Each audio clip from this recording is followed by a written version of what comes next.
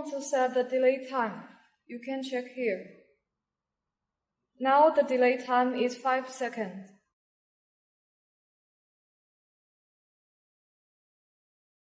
Now we set the delay time to 50 seconds.